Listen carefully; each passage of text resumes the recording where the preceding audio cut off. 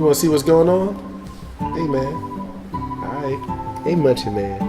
Hey, man. What's up? What's happening? What's happening? Oh, he's hungry. Looks like we have a breastfeeding situation going down right now. Hey, guys. How you doing? I'm Kevin. I'm Marsha. And we are the owners of The Body Smith. Today we'll be talking with you about another part of our company known as Mommy Transformed. And our topic today is breastfeeding and the various benefits. Yes. We also have a special guest. This is Miles, guys. Baby Miles. He's hanging out with us today. So we wanted to talk a bit about breastfeeding because a couple of weeks ago, it was World Breastfeeding Week.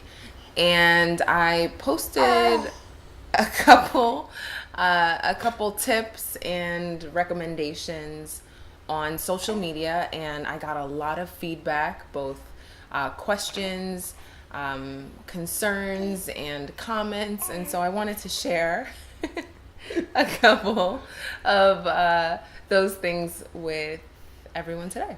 So the American Academy of Pediatrics actually recommends that moms breastfeed, if possible, their kids up until their first birthday. Yes. And then the World Health Organization actually recommends that you breastfeed until 2 years of age. Mm-hmm. So we are on a challenge right now to breastfeed Miles until he is 1 year old. And so far we are 2.5 months in and going strong. That's so right. we've got a little bit more to go. What I'm interested in is the process of it all, because they make breastfeeding seem as though it's the most easiest thing on the planet. You know, your body starts to produce it just before they arrive. Well, you get the colostrum first, right? That liquid gold, right? And then all of a sudden, boom, the milk starts to come in. Right. Now, what was your process like? Because I remember the day he was born, and I remember the difficulty of making sure that he was fed. So can you take us through that process, what it was like? Yes. How you were feeling? Yes. So for some people, breastfeeding seems to be incredibly easy. It's like, okay, you have the baby and then they latch on super easy and it's perfect and magazine cover worthy. And that was not our experience. Is he entertaining you? He is definitely right now? like checking me out right now. I see you, son. That was definitely not my experience. So within an hour after Miles' birth, a nurse came down and explained to me that we were going to express colostrum. A colostrum is like the pre-milk. It's yellow, whereas the actual milk is a little bit closer to the color of cow's milk. And it's a little bit more fatty. Yes. And so I was told that I needed to hand express some of this colostrum. What does that mean? I needed to milk myself. Okay. Yeah. In order to place some in a cup and finger feed Miles. Yeah, and it was only a couple of drops, right? Because only a couple. You know, when you're breastfeeding now, I mean, he's drinking ounces, right? But the first few days, they were like, I mean, if he gets about 2 to 4 drops, I mean, he's fine. And we're like, what? It was a couple teaspoons, maybe like 1.5, maybe 2. But a newborn baby, their stomach is the size of an acorn. So they don't really require much in those first couple of days. Yeah. And so expressing colostrum was incredibly difficult because A, I didn't know how to do it, and B, it didn't exactly feel natural. Like it's natural, breastfeeding is natural, but it did not feel natural, the process of trying to actually express it. And so thank goodness for really awesome nurses and lactation specialists who kind of came in and taught us essentially what we needed to do and how we needed to express this. So for anybody who is interested in breastfeeding, lactation specialists should be within the hospital, and if that is at all an option available to you, please take it. Yes. Because that help and the resources that they provide are incredibly necessary. What I like about this whole dynamics is we're a team. Yes. We are a team, and I have absolutely no idea how people do this by themselves. Whether it was me, No. as a single dad, or you as a single mom, No. or the people out there that are currently just single parents. I have absolutely no idea how you do this by yourself. It is Yeah. extremely challenging. So if you have a partner that is there, that is supportive, I mean, it is the way to go. I sat there and watched my wife just go through a wide range of emotions because this process was supposed to be easy. The baby comes out, you put them on the nipples or the breast, and bam, you start feeding. And that's not the case. No. You know, it was really hard to produce this stuff, and eventually you started to make this work. I was even willing to start milking and massaging the breast if I needed to. Whatever I needed to do was going to get done because our son needed to get fed, and my wife's mental status or her mental state needed to be just clear and on point. So Yeah. if you have somebody at home, a father, a great husband, you know, the baby's dad, if they're in the baby's life and they are there and willing to help, allow them to be a part of the process. Men, be a part of the process. There's nothing more special than working with your lady and making sure your kid gets fed. Let's get into the benefits of breastfeeding. Okay. Let's talk about that. So, one, you know, the baby is getting a ton of nutrients. Okay? What Yes. else you got going on here? So, yes, the baby is getting a whole bunch of nutrients, which is why it's incredibly important for your nutrition to be spot on because, of course, you're directly giving that to your child. Yes. Another awesome benefit is the amount of calories that you burn in a day of breastfeeding. It has been calculated to be about 500 calories. Per meal? Not per meal, but per day. So Okay. over the course of the day, Yes.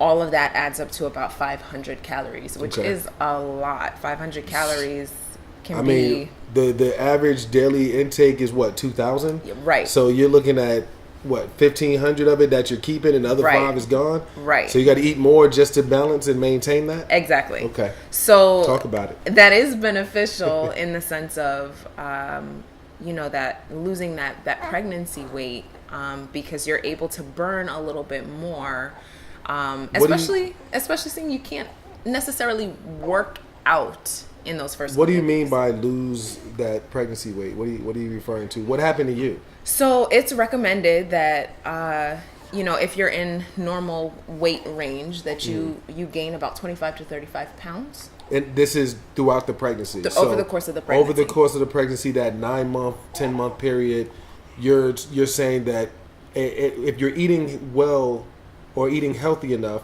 and staying as fit as possible, you're going to gain anywhere between 25 to 35 pounds, which is healthy.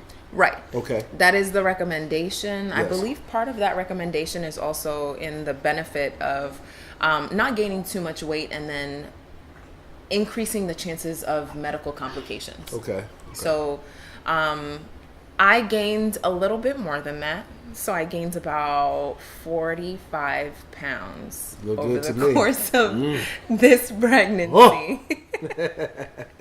And, you know, I wasn't in any crazy rush necessarily to lose it because I know that body fat is necessary for breastfeeding and just for the maintenance of, you know, this little one's life. So, that wasn't much of an issue, but of course it is weight that I would like to see gradually go. And so breastfeeding has been incredibly amazing with assisting with that process. Between working out and healthy eating and breastfeeding, I've managed to lose about 30 pounds over the course of the last 2.5 months. That's right. That is quite amazing. That's right. Breastfeeding is very beneficial because you'll be passing along just really strong antibodies to your child so that they're able to have a well enough immune system until they get their shots from their doctor. They'll be receiving plenty of nutrients that not only the mom is receiving throughout her process, but also through the breast to feed your child. It also shrinks the size of the uterus. So if you think about it, at the end of those 9 months, your uterus is like the size of a watermelon. And so as you are breastfeeding, you are able to shrink your uterus. And it's also a really great way to bond with your baby. Yeah. Going back to what you had initially said, Yes. support is absolutely necessary. I can promise anybody out there that I would have given up on this entire process if I did not have Kevin's support. Hey. Like 1000%. Because it's difficult. The difference with feeding from a bottle is you're able to see how much milk the baby is drinking. That's so right. You're able to say, okay, well, the baby's had this many ounces. They should be full at this point in time, or maybe they're not. Yes. And you can't do that while you're breastfeeding. So there is a point where you feel as though you're not satisfying baby's needs because they do go through this period of cluster feeding. Yes, and please do not give that one away. I was thinking of that right now, that we definitely have to have another conversation about cluster feeding, what it means, what the process is like, and how to overcome it. Yes. Cluster feeding is intense, and that can kind of swindle you into thinking that you are not producing enough milk, that your baby is not satisfied. And so it makes it a little bit easier to say, okay, I've got to turn to an alternative method, for example, formula. And by all means, formula is not bad. We just prefer to stick to breastfeeding. Right. Yeah. I mean, there are parents and children who do have... Sir, I need you to chill out. There are parents and children who do experience issues with latching and, other physical or medical issues that kind of impede the ability to have a successful breastfeeding experience. Mm-hmm. And, by all means, then supplementation is required. But if at all possible, sticking with the process feels incredibly rewarding. No doubt about it. We have a friend who is a pediatric nurse, and she actually told me about 2 weeks into the process, hey, Marsha, it's not going to get better until maybe the first 6 weeks are over, which feels like forever. It feels like forever. Yeah. I went through an emotional roller coaster over the course of those 6 weeks. Mm-hmm. Like, thank goodness for Kevin, who literally coached me along the process and encouraged me along the process. Thank you so much. That was necessary. Hey. Yeah, I absolutely want to iterate that, yes, if you have the ability to have a support system, that is absolutely incredible, and in my opinion, truly necessary. I just want to say it's very easy when you love breast. I was breastfed myself as a baby, so I understand. There are various benefits to breastfeeding, and we just want to encourage you to do what's best for your family, do what's best for your child. We're not saying breastfeeding is the best option that's available. However, we are saying that this is the best option we believe has benefited our family and has benefited our kids. And we want to share that with you. So before we wrap this up, I have 3 tips that I think helped my process so much. Number 1, water is life. It is absolutely necessary in order to have a very successful breastfeeding process.